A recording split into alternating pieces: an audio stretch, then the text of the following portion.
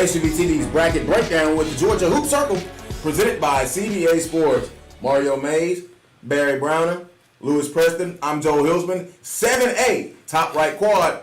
Meadow Creek, the Mustangs, will take on Campbell. I don't think we're surprised at Campbell right now, guys. I think this was we kind of saw this coming, especially after the bracket broke the way it did with them getting Woodstock. Meadow Creek, Coach, you and I saw the Lambert game. We called the Lambert game. We'll start there. What do you see in this Meadow Creek-Campbell matchup?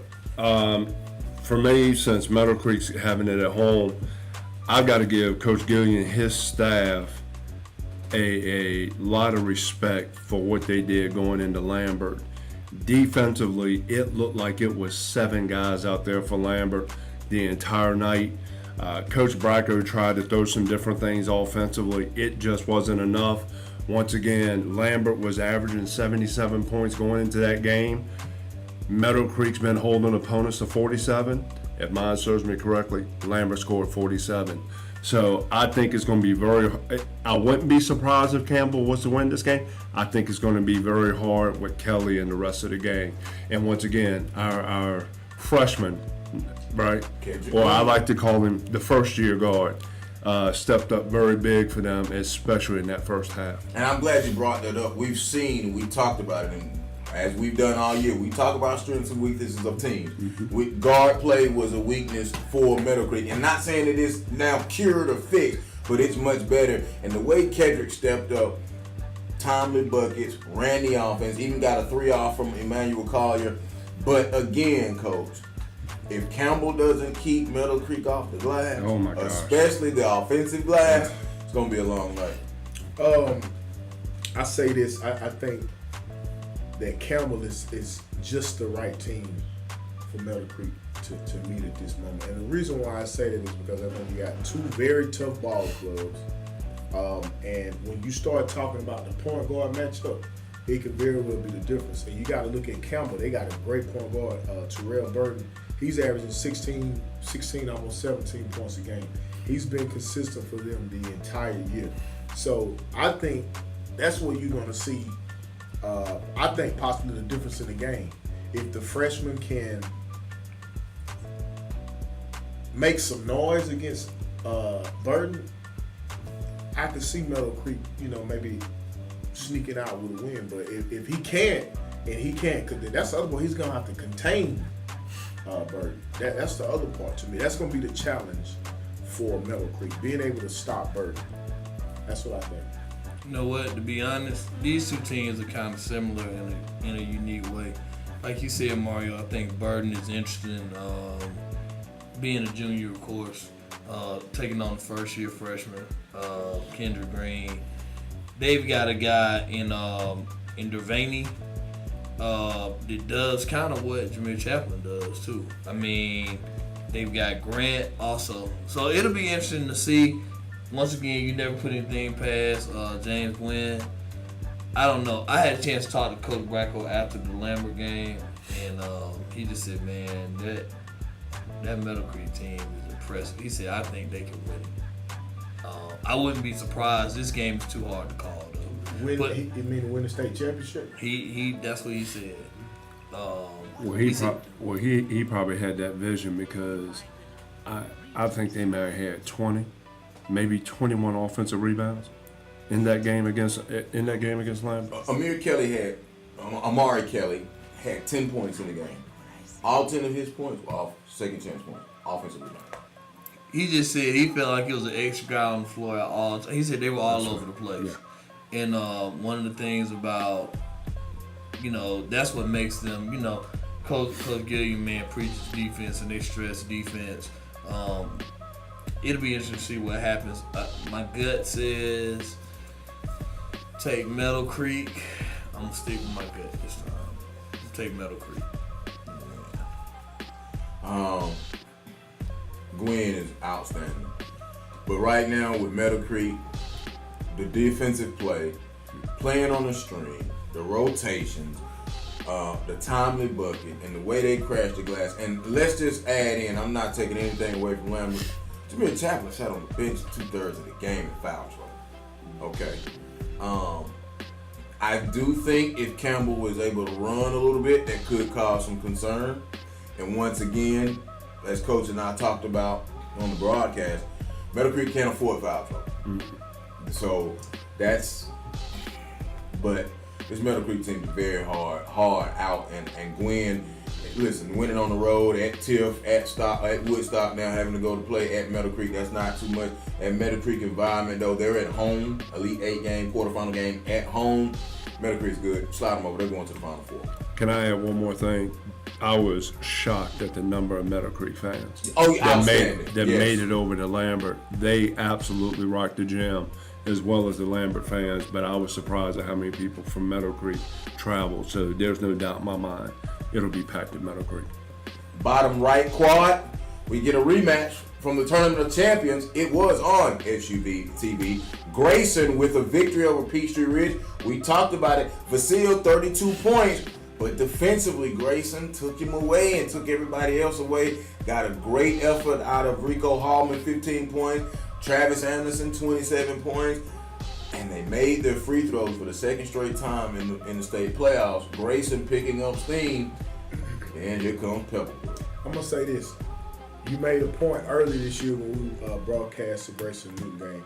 Free throws, free throws, free throws. This is the perfect time of the year to be converting those free throws. And especially rolling up on this ball game right here, this very ball game, the difference could be a couple of free throws. So when you start talking about this rematch again, everybody remember the way that Pebblebrook done Grayson the first time. How'd they do him? It was a Debo. It was strictly a Debo. And even Coach Pierce was like, you know what? Our guys got to play tough, and we will play tough. It'll be very hard for me to see Grayson allowing them to just get muscled again. But I still think that because Pebblebrook has 20-plus wins in a row, and it's going to be at Pebblebrook, I think it's going to be hard to see Pebblebrook get beat at home after they've run off 20-plus ball games. And that's no slight to Grayson and the team that they have. But I just think it's a very, very tall chore to go to Pebblebrook and beat them at home. Bear? This game is of interest. I really like both teams, man. I've been a big fan of Dwight Murray, the party starter, since just watching the whole season. Murphy James, Howard, Grant. Even Harper. They play some good basketball. I saw them in the first round against Collins Hill, and they just muscled their way against Roswell. And here comes Grayson. Grayson is, the one thing that hurt Grayson all season has been the free throw shooting. Now they're starting to kind of put it together. Travis Anderson is back. Seems to be healthy. Key here is going to be Kenyon Jackson. If Kenyon Jackson comes to play, they're going to be extremely tough. It's a tough game to call, to be honest with you. You know what?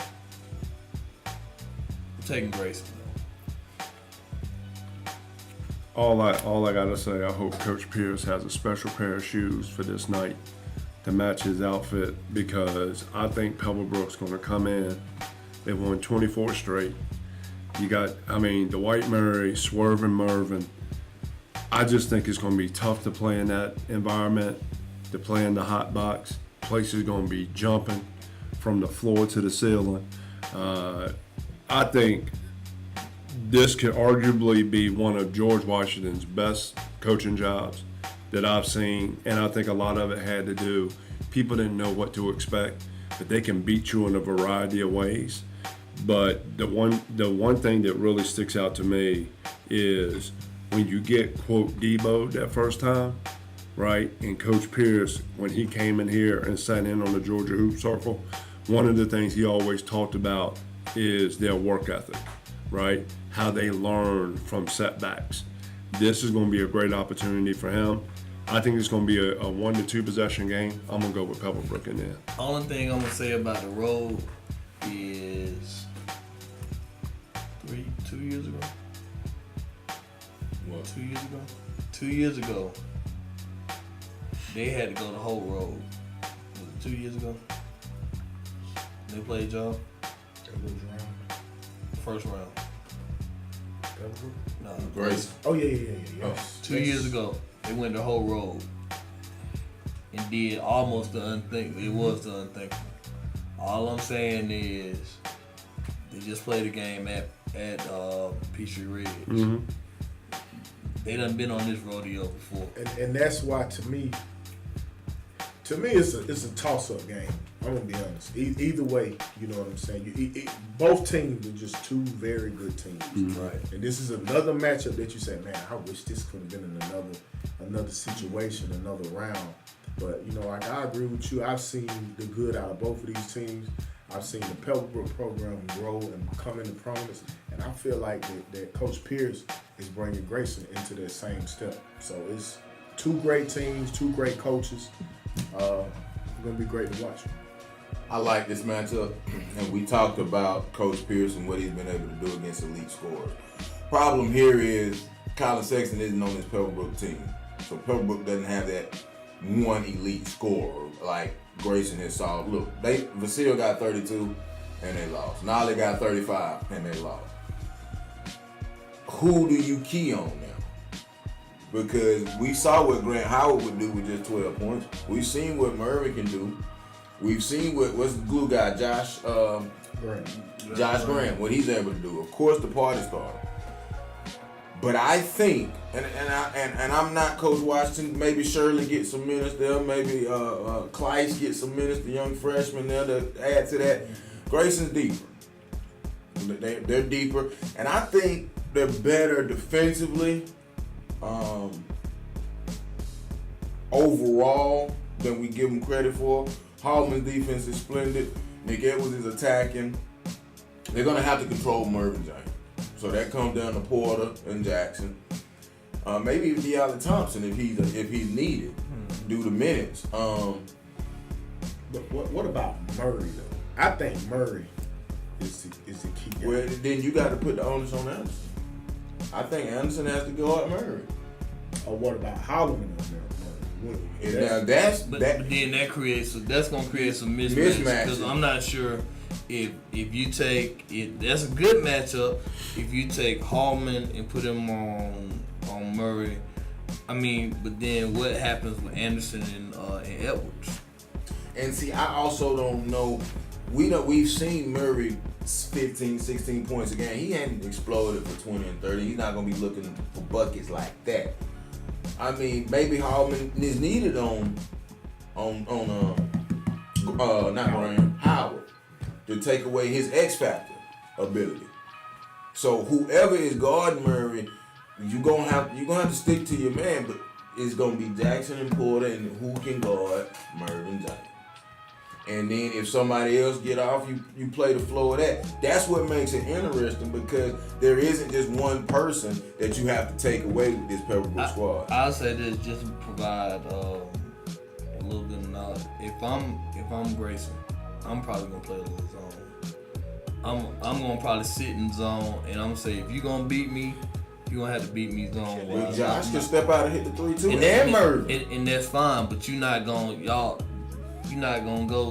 have 2K numbers from the 3-point line. You're not gonna shoot 20 for 25 from the 3-point line. But when you start talking about zoning this team, you can't forget about Harper now.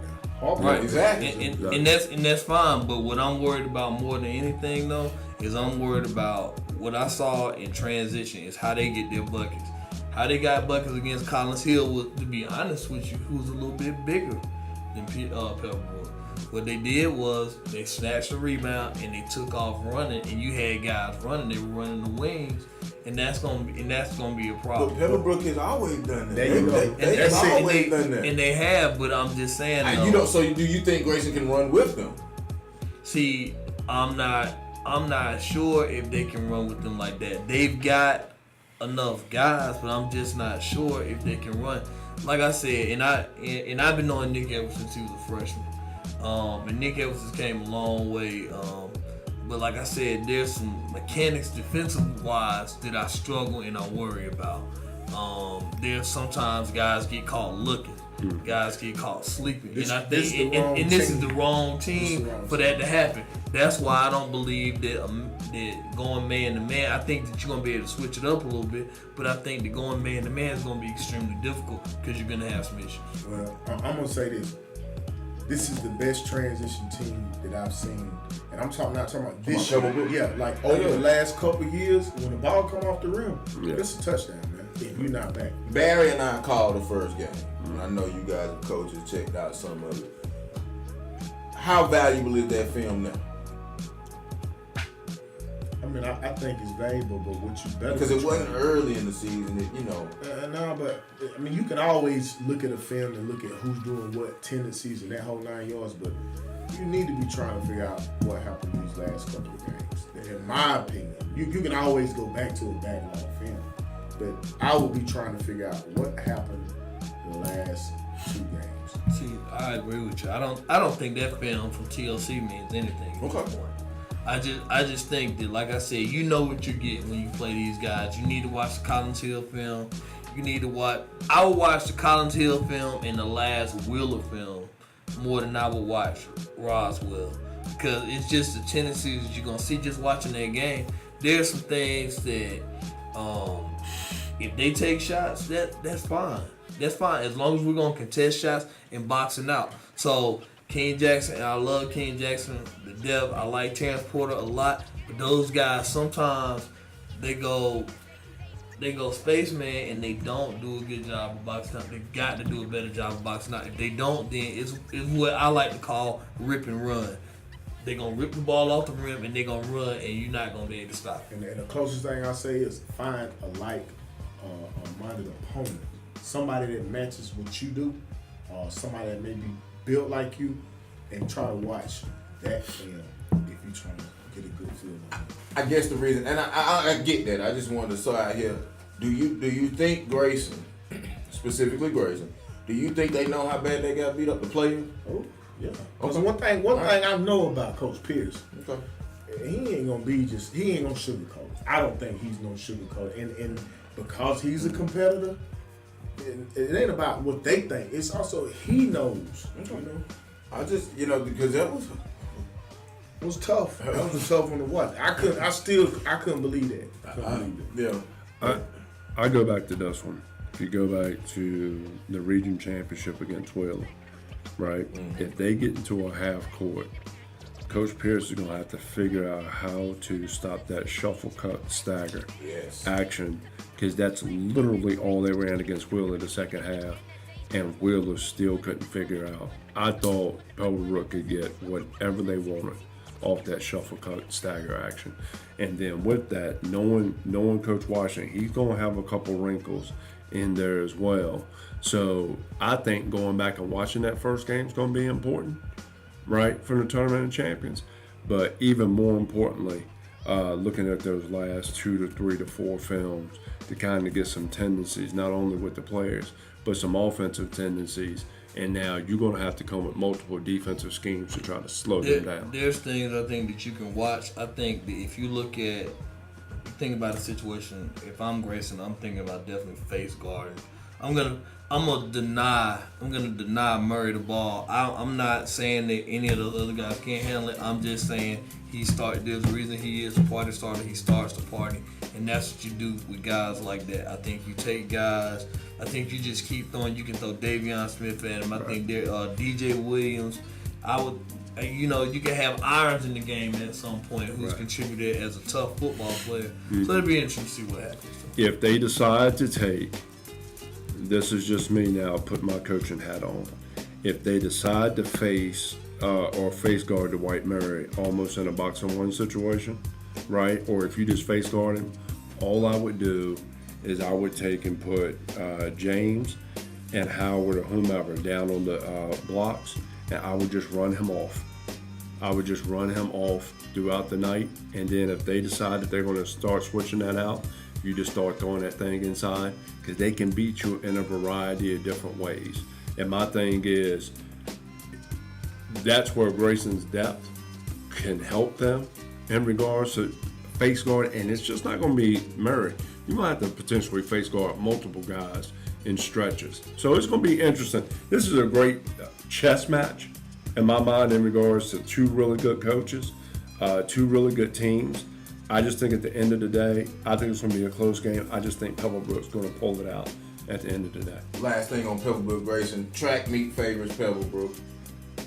Would you say a half court favorites Pebblebrook as well? I mean, I'm gonna be honest. I think a track meet could favor Grayson because of their depth. You know, when you start talking about a track meet, But better have Pebblebrook some- has ran all year, Yeah, and they're but I mean, not as deep as Grayson. I still feel Deep. like Grayson has enough to make it a track meet. Okay. You know what I'm saying? You take Grayson to win, or you took Pebblebrook? I took Grayson. Grayson, Pebblebrook.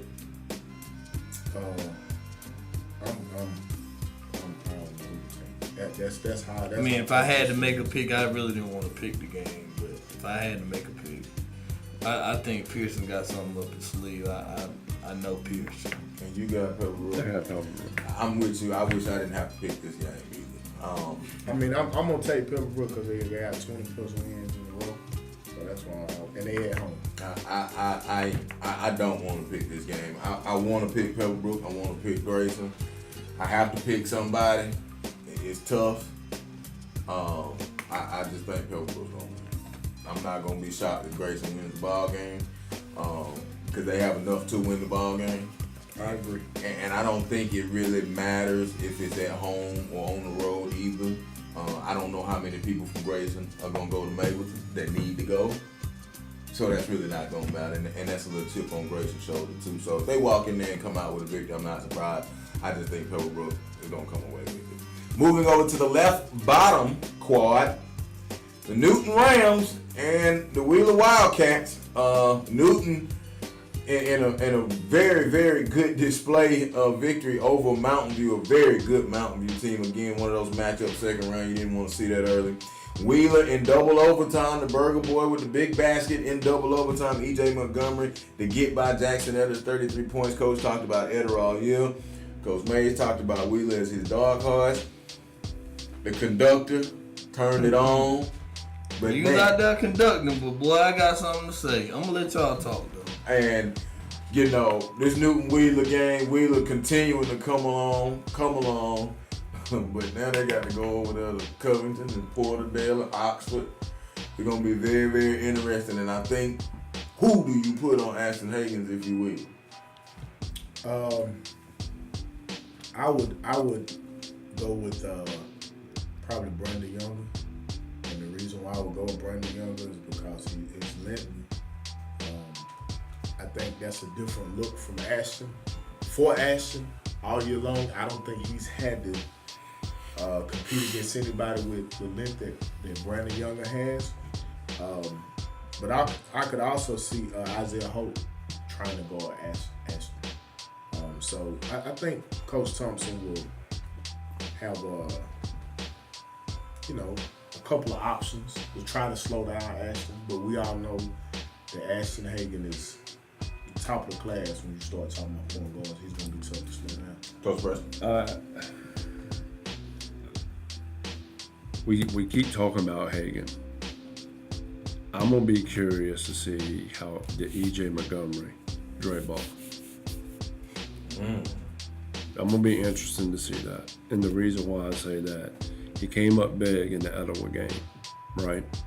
And I think this time of year, when you got that Burger Boy designation, right? Because to me, I almost think Wheeler's going to Newton playing.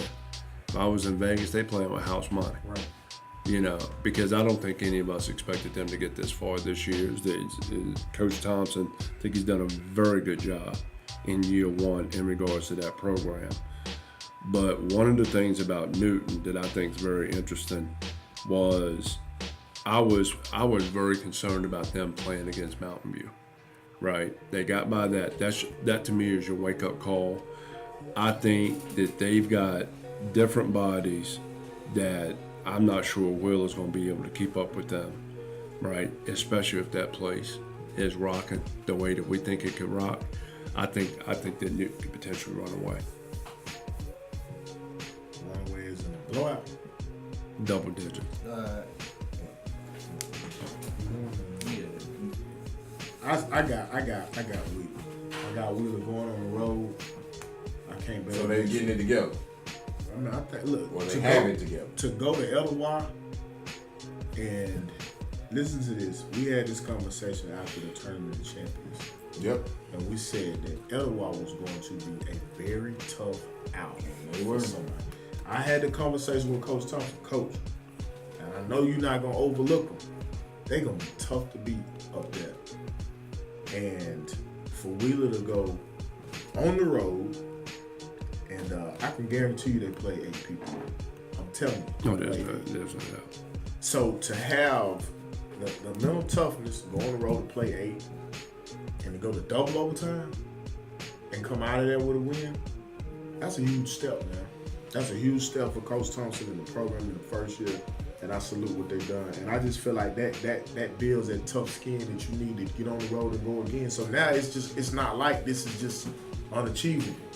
You know, that's kind of the way I look at it. So I think that these guys have got some steam, and they ride in the back of a guy who is willing to put them on his back. You know, I think EJ is showing improvement.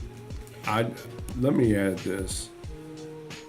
And going to Ottawa, having a chance to watch Ottawa against North Cobb in that first round, and what Wheeler did, that is impressive. But it's a whole different type of body that they're going on the road to face at Newton.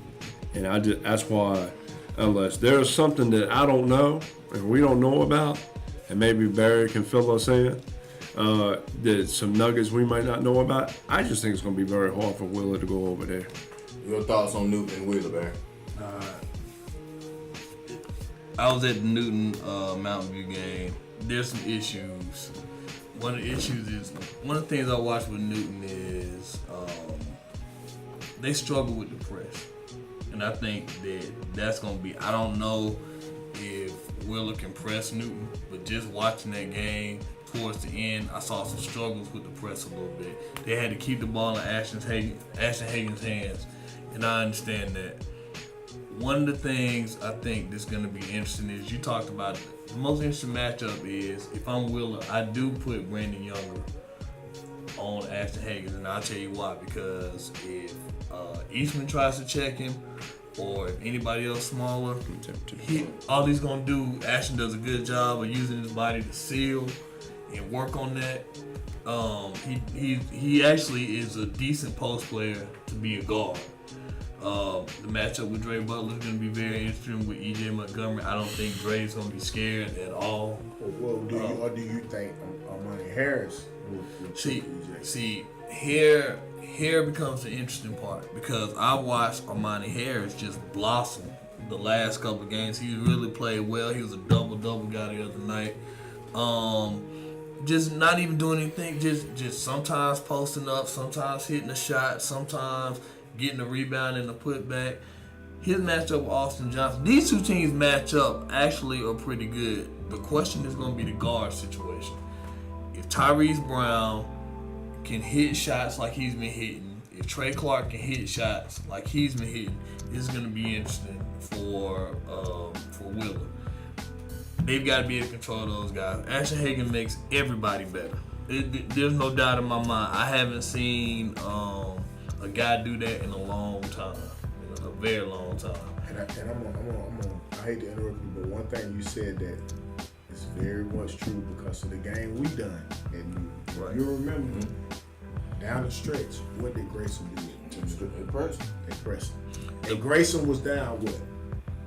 10? At 1.78, I think. And they made it up, like a one possession game? Right, and that's the same thing. So the Mountain View situation became Kevin Keongo and the other guy, Aline fouled out, and that's what kind of hurt him. Keongo was hitting shots. They did not defend the 3-ball well too. Spencer Rogers. Oh man, Spencer Rogers was pulling from everywhere. Newton could not do anything with it, and then they went back to the press and they started pressing. When they started pressing, guys started looking and they were turning the ball over. That's gonna be an issue. I'm gonna be honest. I'm gonna be honest. If I'm Wheeler, I'm gonna go with it. I'm gonna play some sort of weird junk defense just to see how they handle that, because I think that there's some times where Newton will get a little frustrated. Guys aren't hitting shots, and then they're forcing shots here and there. All that being said, Gabe Gates just came on well for Newton off the bench. Tyler Glover provides that spark. Sometimes they'll throw Mike Masterson in the game. It'll be interesting to see what's going to happen. If Wheeler can press, it's going to be a problem. I don't think that they're going to be able to do anything. I think they've got to pick up Ashton Higgins. You cannot let him get going. He's like a locomotive. If he's coming, he's downhill like running back. If he's coming straight down the hill, he's tough to stop. Instead of Mountain View coming up to meet him, what they were doing was they was backing back. Can't do that. So and you talk about the crowd. I'm gonna tell you what it's gonna be like. The girls have not made it to the Elite Eight in forever. 73, I think. Yep. 1973. Shouts out to Coach Tiffany Johnson and her staff for what they've done. So they're gonna play first, and we don't really talk much girls basketball. I expect them to beat Cherokee. So they're gonna go to the Final Four, and then everybody on the catwalk is gonna stand up there. They're gonna watch the game, and that crowd's gonna be crazy. I don't even know if they should even have school on Wednesday, because it's gonna be like that. Willer's gonna be walking into a tough environment. EJ Montgomery's dunks won't settle the crowd because they've seen dunks at Newton. I'm gonna take Newton in the game going to overtime. Who you got? I got Wheeler. Newton. I'm not surprised that Wheeler's here in the Elite Eight. Not one bit. That region they played in, which we hadn't talked about, 3 of the 4 teams that were in the playoffs are now in the Elite Eight from that region. So there is your toughest region in 7A, by the way. I'm gonna take Newton. I think just too much Ashton Hayes. I think Dre Butler's gonna kind of be pumped up to play EJ. I think EJ can have a solid night. And then whoever's gonna play better between Tyrese Brown and Roscoe Eastman, that's gonna be an important matchup, I think. But I think Newton is gonna take the victory, and that game will also be right here on SUV TV. Top left quad, we finish it off. It'll be Norcross and McEacher. Many have said it's too early. It's the number 1 team and the number 2 team, top ranked. They've been 1 and 2 in our poll all season long. Mario, McEacher coming from Region 3, not that strong a region, but they've been very dominant. Norcross coming from Region 7, which also has Middle Creek on the other side. What do you see in this contest with McEacher and Norcross? I had a chance to see Duluth versus Norcross the other night, and I thought that every time Duluth got within striking range, Norcross just had another piece. Somebody else stepped up and made a play. The one thing that I thought that was the only thing that stood out to me that looked, he gonna have to bring his level of play up a little bit, is the big kid, Muhammad.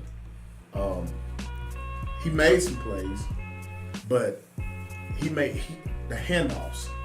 He made plays off handoffs. In order for Norcross, in my opinion, to win this game, when he's on the floor, he's gonna have to make plays off more than just handoffs. He's gonna have to create plays. He's gonna have to create situations too where he changes shots. And the depth that McEacher has is one of a kind in high school basketball. Like you don't see that. We all know that. We all know the talent that they have. And I know it's a home game for Norcross, but I just feel like with the depth that McEacher has, it's gonna be tough. I tell you who was unbelievable, and it was JoJo Toppin. Like I knew he was an athlete, and he was athletic, but he's a problem because he pulls four men and even 5s out on that perimeter, and he just dances with the ball. So the difference with McEacher is they got guys that can dance on the perimeter, that can guard the perimeter. A 4-man, a core. He can go out there and guard a 4-man. You could even move Charles Smith over to guard a guy like Toppin. And when Toppin gets to the rim, Okoro can meet him at the rim. Smith can meet him at the rim. Stretch can meet him at the rim. So it's a different dynamic with this group. What do you see in this contest, Coach? We talked about it early off air. I think it's going to come down. Cooper's got to get going and get everybody involved early. Kind of calm them down a little bit, because that is going to be one heck of a hostile environment that they're going into.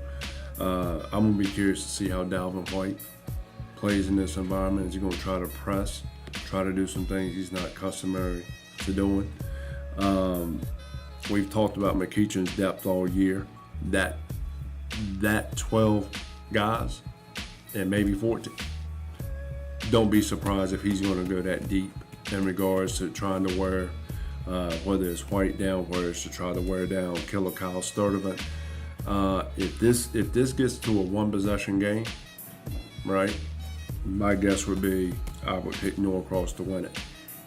If McEachin comes out and does what they're capable of doing with Okoro, with Akambola, with Cooper, with Charles Smith, I think they can take and put some pressure on Norcross to where they might try to do some things they're not accustomed to doing, and then that could help McEachin to get out to a 6 to 8 point lead. Barry, what do you see in this contest with Norcross and McEachin? I see. I think it's gonna be a really interesting game. I think McEachin is very deep. They're a deep team.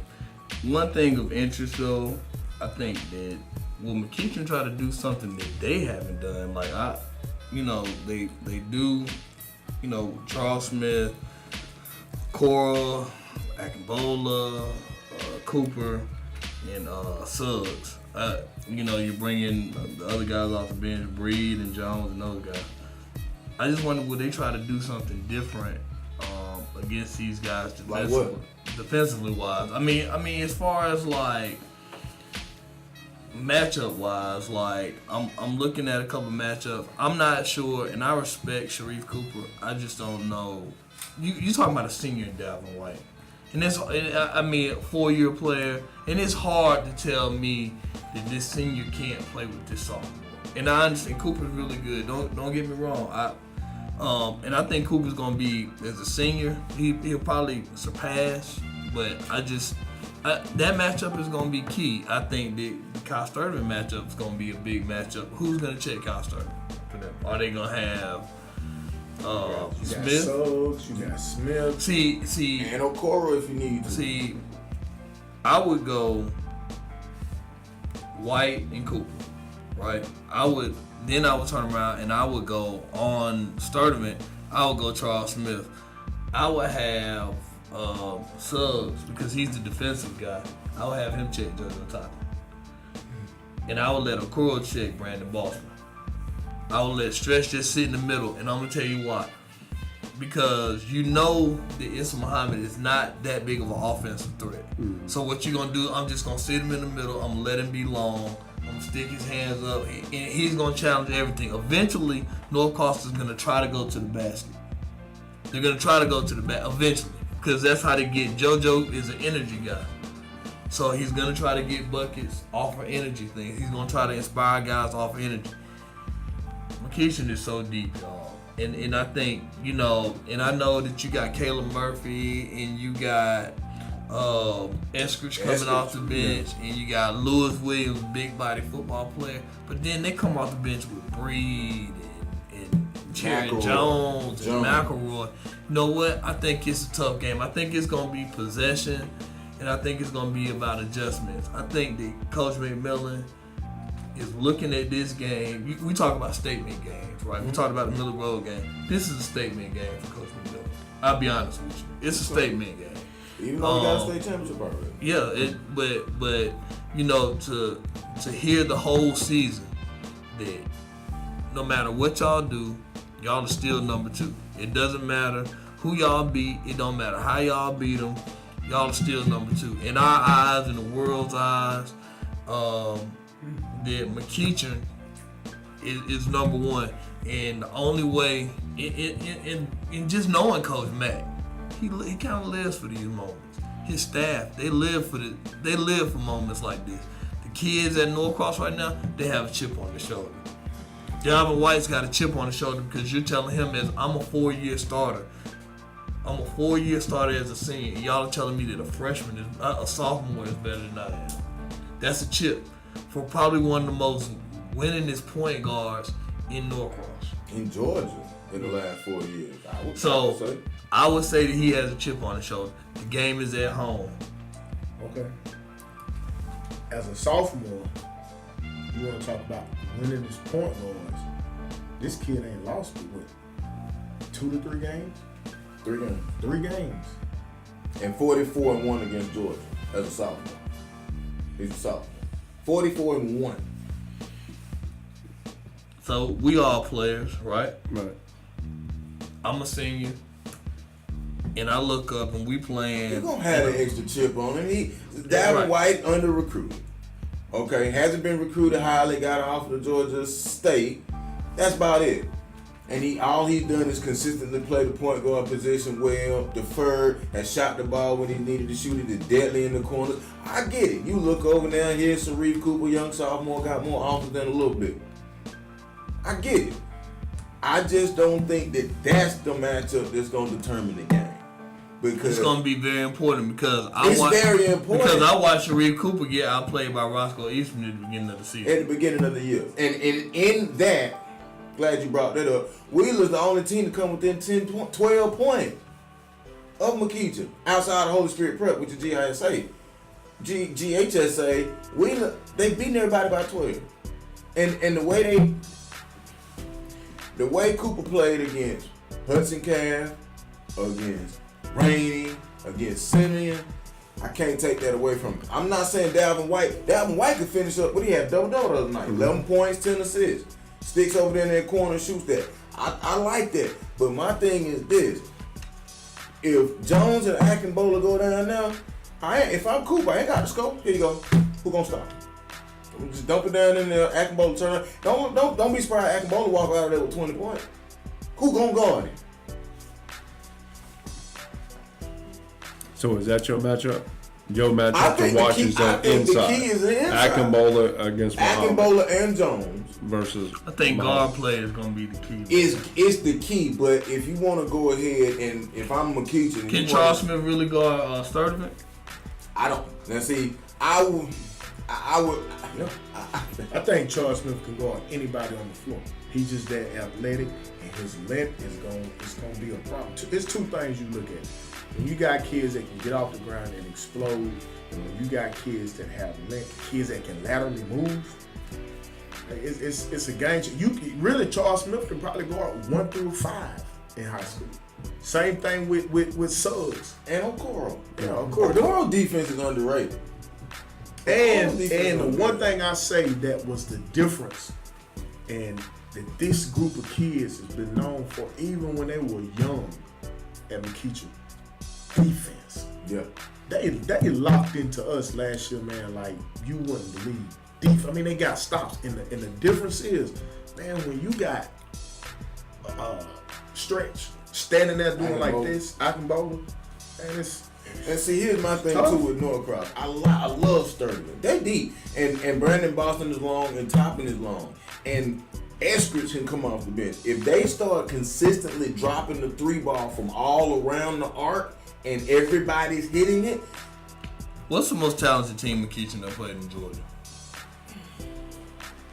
Would you say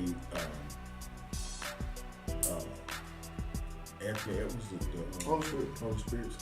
And they beat them, and Norcross beat Holy Spirit too. Would you say that to me it's got to be between them and close? Wheeler gonna be the Wheeler game is up there, and they beat them, and Coop had an off night too. I don't think McKeechee has so many people. Doesn't matter who you can have off nights. Just go get somebody else.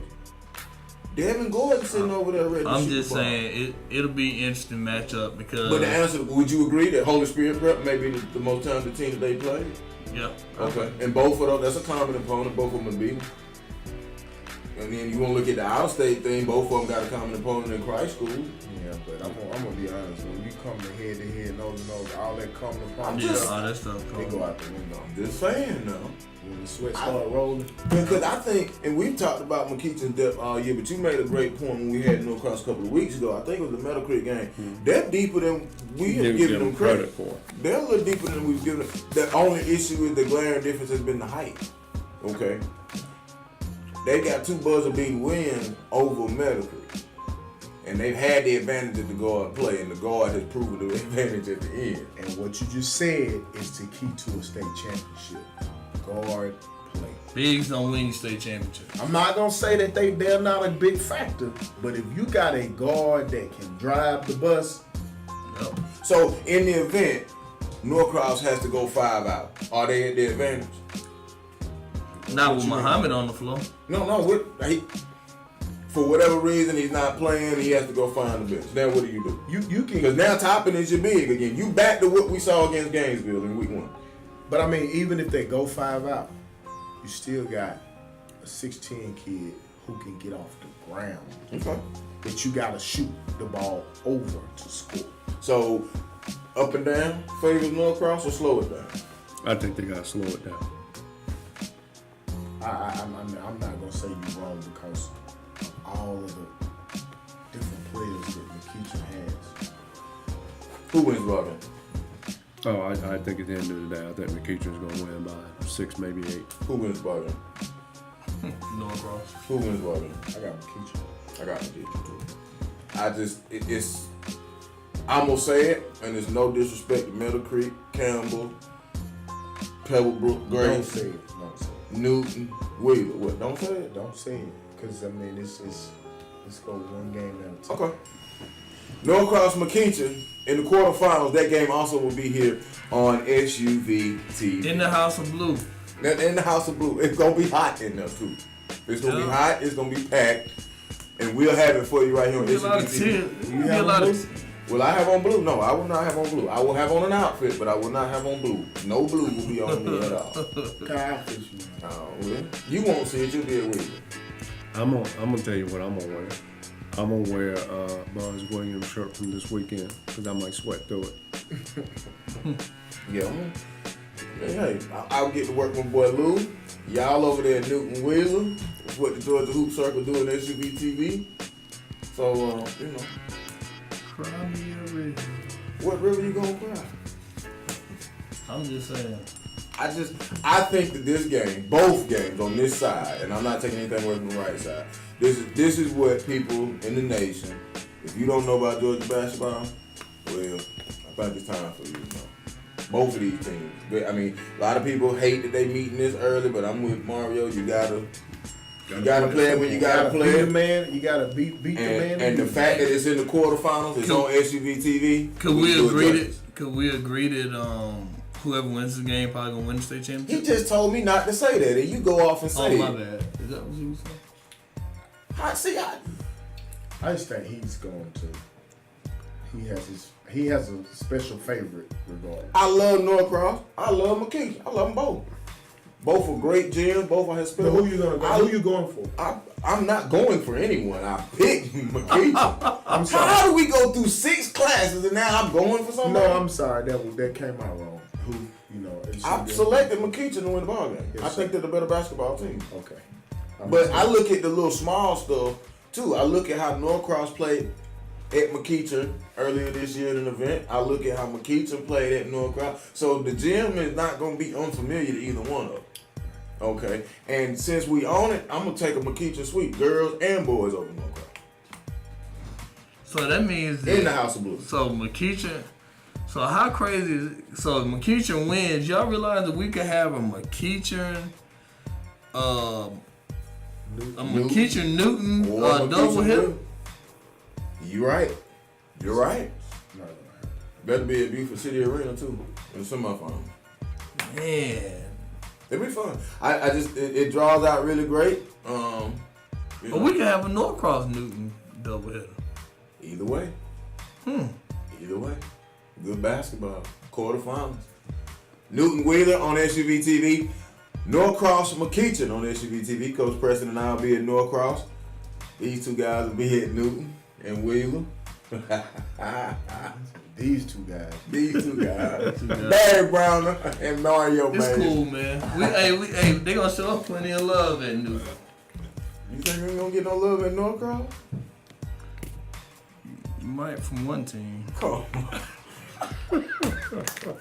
SUV TV bracket breakdown with the Georgia Hoop Circle presented by CBA Sports. Thank you for joining us. And remember, the Hawks Basketball Academy encourages the growth and development of the game by providing training and on-court experiences for players of every skill level. Get more information or sign up for the upcoming camps at basketballacademy.hawks.com. Wheeler Newton, SUV TV, Norcross McKeechin on SUV TV, GHSA State Quarterfinal.